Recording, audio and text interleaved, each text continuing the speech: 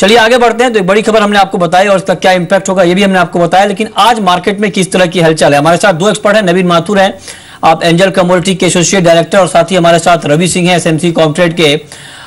नवीन, खबर आई है टीसीएस की सीमा बढ़ाई गई है और साथ ही जो अंतर्राष्ट्रीय बाजार में हलचल है कि जून के महीने में यूएस में दरें बढ़ सकती हैं। क्या इंपैक्ट आप ओवरऑल बुलियन मार्केट पर देख रहे हैं?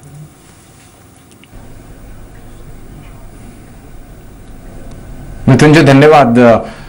अभी तो जो इम्पैक्ट है, अगर आप पिछले दिनों का भी देखें मार्केट मूवमेंट, तो वो नीचे के स्तर ही दिखा रहे हैं। हमने देखा था कि जो डॉलर में है गोल्ड का भाव वो $1300 तक टच किया था 1-1.5 महीने पहले, क्योंकि डॉलर में वीकनेस आ रही थी। पर जब से ये बात हुई और जब से फेड पिछले महीने की फेड की मिनट्स निकल कर आई हैं, उसमें यही दर्शा रहा है कि जो इंटरेस्ट रेट ब्याज दरें हैं यूएस में वो जल्दी बढ़ सकती है। जैसे एक्सपेक्टेड था कि सितंबर तक हो सकता है, अब वो निकल कर आ रहा है कि हो सकता है जून या जुलाई में ही दरें जो हैं वो बढ़ें। उसकी वजह से डॉलर इंडेक्स में तेजी आई है और उसी वजह से हमने देखा है कि जो डॉलर डिनोमिनेटेड कमोडिटीज हैं इंक्लूडिंग गोल्ड, उसमें नीचे की तरफ दबाव बना है। 1213 के आसपास का डॉलर में भाव चल रहा है और इंडिया मार्केट्स में अगर बात करें तकरीबन 28,800 के आसपास के जो लेवल्स हैं वो चल रहे हैं, 28,700-800 के लेवल्स। स्तर नीचे के ही दिखाई दे रहे हैं, तो इसमें सेलिंग करके ही चलना चाहिए। एमसीएक्स अगस्त में तकरीबन 28,900 के आसपास सेलिंग करें, स्टॉप लॉस लगाएं 29,000 के आसपास, 29,900 का, 29,900, 29,100 का, और नीचे की तरफ जो टारगेट्स हैं वो तकरीबन 28,650 और 28,600 के देखे जा सकते हैं। ओके रवि, आपका कमेंट क्या होगा बुलियन मार्केट पर आज के लिए, गोल्ड सिल्वर में आपकी कॉल? देखिए बहुत रेंज बाउंड सा मार्केट है, बहुत ज्यादा अपसाइड भी नहीं है मूवमेंट, बहुत ज्यादा डाउन साइड भी नहीं, रेंज बाउंड ट्रेड है। तो मुझे लगता है कि आप दोनों साइड से चल सकते हैं। फर्स्ट आप अगर सेल करके चलना चाहें तो आप 80 से 90 पॉइंट का स्टॉप लॉस लें, आपको 150 से 200 पॉइंट मिलता है, प्रॉफिट बुक करिए, वापस से लॉन्ग कर लीजिए। अगर फिर से वापस से 80 पॉइंट के स्टॉप लॉस से आप बाय कर सकते हैं। तो दोनों साइड के ट्रेड यहाँ पर किए जा सकते हैं, काफी साइडवेज मूवमेंट देखने को मिल सकता है। ठीक है, साइडवेज मूवमेंट यहाँ पर देखने को मिल सकता है। चांदी में 38,800 के भाव पर बिकवाली करें 38,300 के टारगेट के लिए। वक्त तक ब्रेक का, लेकिन ब्रेक के बाद आपको बताएंगे कि क्रूड में आज आपके लिए किस तरह से कमाई के मौके बन सकते हैं और साथ ही एग्री मार्केट से जुड़ी हुई बड़ी खबरें कौन कौन सी हैं ये हम आपको बताएंगे ब्रेक के तुरंत बाद। लेकिन उससे पहले नजर मिड डे मार्केट की 3 हॉट कॉल।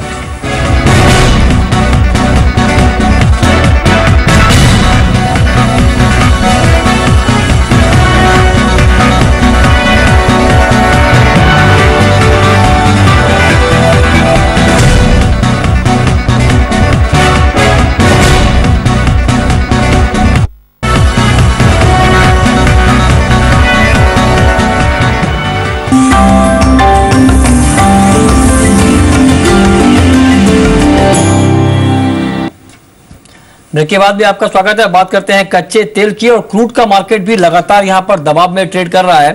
हालांकि यूएस में उत्पादन घटने की खबरें लगातार आ रही हैं, लेकिन जो ग्लोबल प्रोडक्शन है ओवरऑल अभी भी डिमांड के मुकाबले ज्यादा है और उसका नेगेटिव इंपैक्ट कहीं ना कहीं बाजार पर दिख रहा है। 50 के ऊपर मार्केट सस्टेन नहीं कर पाया, ये इसकी एक बड़ी वजह है। नवीन जी, क्या आपको लगता है कि जिस तरह से क्रूड का मार्केट दबाव में आया है, ये दबाव अभी और बढ़ने वाला है या फिर कंटिन्यू रहने वाला है?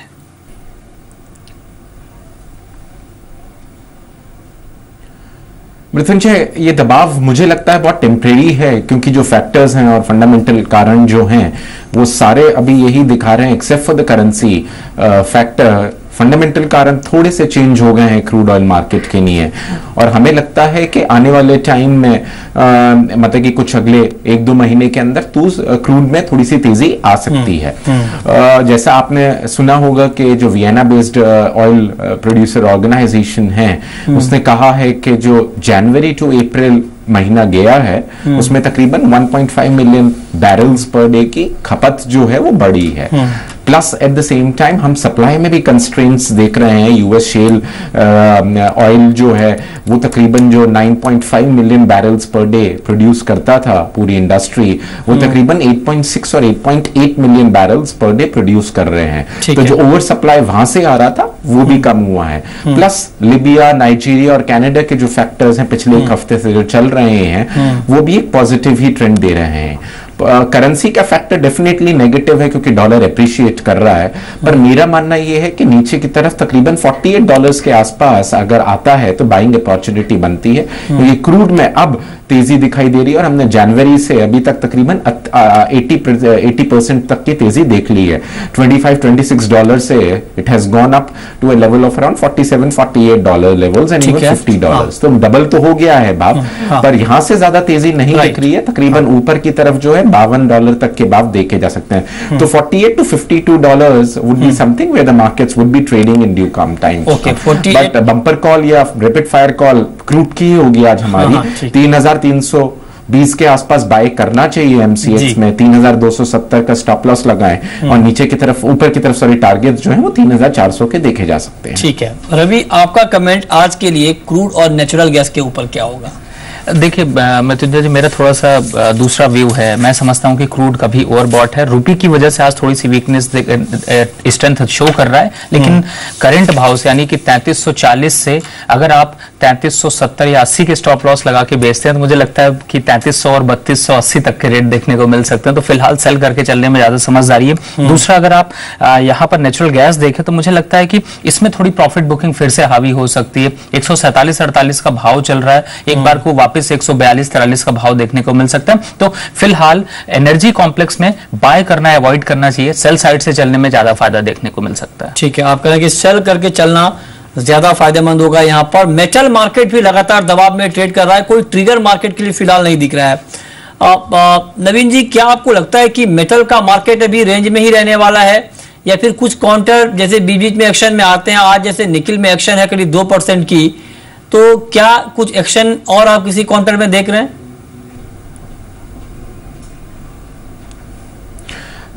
जिंक में एक्शन है। हम देख रहे हैं कि अभी तक 2016 की बेस्ट कमोडिटी रही है जिंक। फंडामेंटल कारण है जिसकी वजह से भाव जो है काफी हद तक रैली कर रहा है ऊपर की तरफ। पर मेरा मानना यह है कि ओवरऑल बेस मेटल पैक में रेंज बाउंड टू बेयरनेस मंदी का ही रहेगा। कॉपर को सेल करके चलना चाहिए जून वायदा बाजार में। तकरीबन एमसीएक्स पे 315-316 के आसपास सेल करना चाहिए। स्टॉप लॉस जो है वो 318-319 का लगाएं और टारगेट नीचे की तरफ 311 तक के देखे जा सकते हैं। ठीक है, ओके। आपकी टॉपिक रवि मेटल में आज के लिए? देखिए, मेटल में बिल्कुल कॉपर से मैं एग्री करता हूं। कॉपर में अगर आप सेल करके चलते हैं तो एक बार लोअर साइड पे 312 तक के रेट देखने को मिल सकते हैं। साथ ही मेटल में हमेशा पेयर बताता हूं, तो अगर पेयर बनाना चाहते हैं तो यहाँ पे जिंक को शॉर्ट करें, एल्युमिनियम को बाय करें तो एक अच्छा मुनाफा और सेफ हेवन आपको एक प्रॉफिट देखने को मिल सकता है। ठीक है, आगे बढ़ते हैं, रुक करते हैं एग्री मार्केट का। और एग्री में एक महत्वपूर्ण खबर ये आई है कि आईएमडी और एग्रीकल्चर मिनिस्ट्री ने फार्मर्स के लिए एडवाइजरी जारी की है।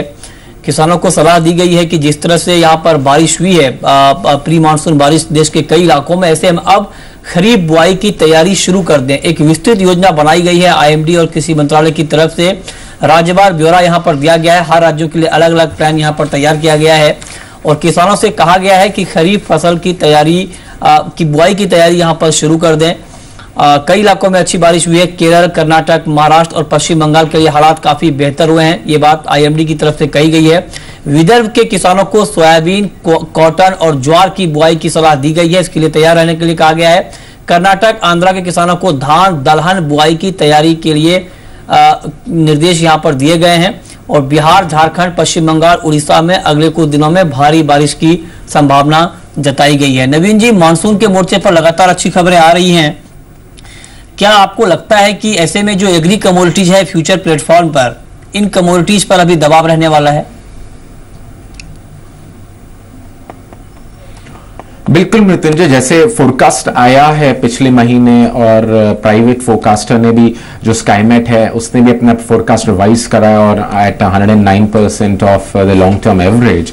और जो आईएमडी के प्रोजेक्शंस आए थे पिछले महीने 106% on the LTA.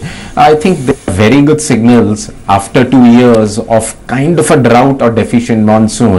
This year, if that particular predictions are right, it will help too much of the constraint on the agri commodities which are supply deficient. तो मुझे लगता है कि जो मानसून का फैक्टर है, हमें सबको मालूम है कि मानसून बहुत बड़ा रोल प्ले करता है एग्री कमोडिटीज के लिए। और अगर ये प्रेडिक्शन सही गए या प्रोजेक्शंस जो हैं वो सही गए, तो मुझे लगता है कि थोड़ा सा जो दबाव है वो इस पर्टिकुलर पीरियड में बना रहेगा अच्छे मानसून की वजह से। ठीक है, रवि, आपकी कॉल क्या होगी? ग्वार सबसे ज्यादा मानसून सेंसिटिव कमोडिटी है, आज क्या करना चाहिए इस काउंटर में?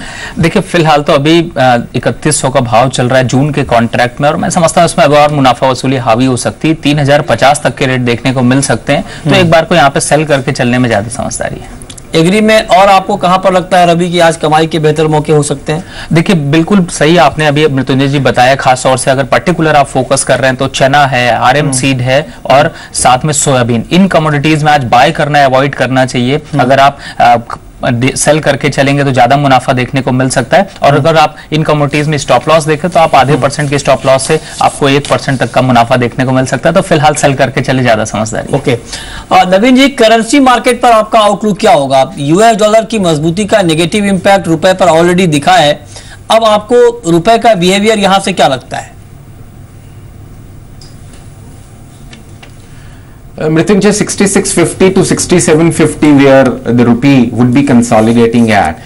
डेफिनेटली जो डॉलर में स्ट्रेंथ आई है उसकी वजह से वीकनेस हमने देखी है रुपए में, पर ओवरऑल ट्रेंड इंडिया का among the emerging markets pack अभी भी पॉजिटिव है। तो ओवरऑल मुझे लगता है 6650 on the appreciation side which is a down side, and the 6750 on the weakness, मतलब कि मंदी का अगर देखें रुख तो मुझे लगता है 6650 और 6750 के बीच में ही रुपये को कंसोलिडेट होना चाहिए। इससे ज्यादा जो वीकनेस है वो दिखाई नहीं दे रही है। 6750 के बियॉन्ड वीकनेस नहीं है। अगर आप देखें तो equity markets, even the corporate results are coming positive, and there is a growth means, मतलब कि क्वेश्चन जो है वो ग्रोथ का इंडिया के लिए वो बहुत स्ट्रॉन्ग है अमंग द इमर्जिंग मार्केट्स। तो मुझे लगता है we are the bright spot among the entire world economy, and therefore the rupee might appreciate, but dollar strength may keep it a little weak. Okay, और अब वक्त है rapid fire round का।